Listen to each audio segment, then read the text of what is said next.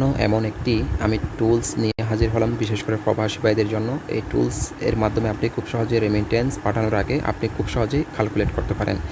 অবশ্যই এই টুলসটি যারা প্রবাসী রয়েছেন মানে সবার উচিত এই টুলসটি ব্যবহার করা, কারণ এই টুলসের মধ্যে আপনি প্রতিদিনের আপডেট কিন্তু পেয়ে যাবেন, কোনো রকম ঝামেলা হবে না, ঠিক আছে?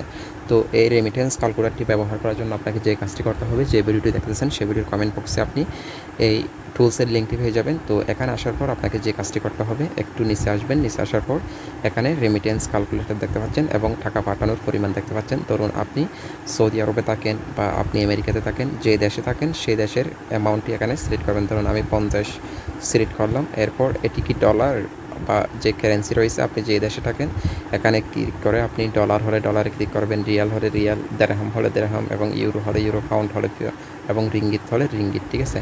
তো আমি মনে করুন রিয়ালটি সিলেক্ট করতেছি। এরপর যে এখান থেকে আমি ব্যাঙ্ক সার্চ ফি, ঠিক আছে? তো ব্যাঙ্ক সার্চ ফি আপনার কত সেটি এখানে রেখে দিয়ে দিবেন। এরপর যে আপনার ইনসেন্টিভ যে যত পার্সেন্ট রয়েছে সেটি এখানে দিয়ে দিবেন। এরপর যে এখানে আপনি দেখতে পাচ্ছেন যে হিসাব করুন একটি বাটন রয়েছে, এখানে ক্লিক করার সাথে সাথে আপনাকে কী করবে আপনাকে বলে দেওয়া হবে, ঠিক আছে? আমি এখানে এটা একটু দিয়ে দিচ্ছি। এখানে আমার মনে হয় কোথাও ভুল হচ্ছে, আমি ডলারটা একটু দেখি।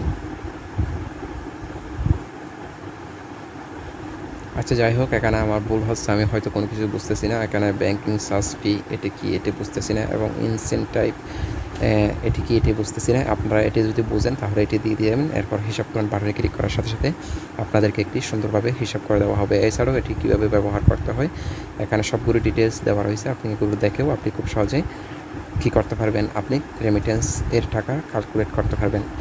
তো আজকে এতটুকুই, সবাই ভালো থাকবেন, সুস্থ থাকবেন। আর টুলসটি যদি আপনার বন্ধুদের জানাতে আগ্রহ হয় অবশ্যই ভিডিওটি শেয়ার করতে পারেন, এবং এই ধরনের আরও নতুন নতুন টুলস পেতে ইউটিউব চ্যানেল এবং ফেসবুক পেজটি ফলো করে এবং সাবস্ক্রাইব করে আমাদের সাথে যুক্ত থাকবেন। এবং আপনার মতামত যদি কোনো বিষয় জানা থাকে সেটি অবশ্যই কমেন্ট করে দিকে জানাবেন। ধন্যবাদ।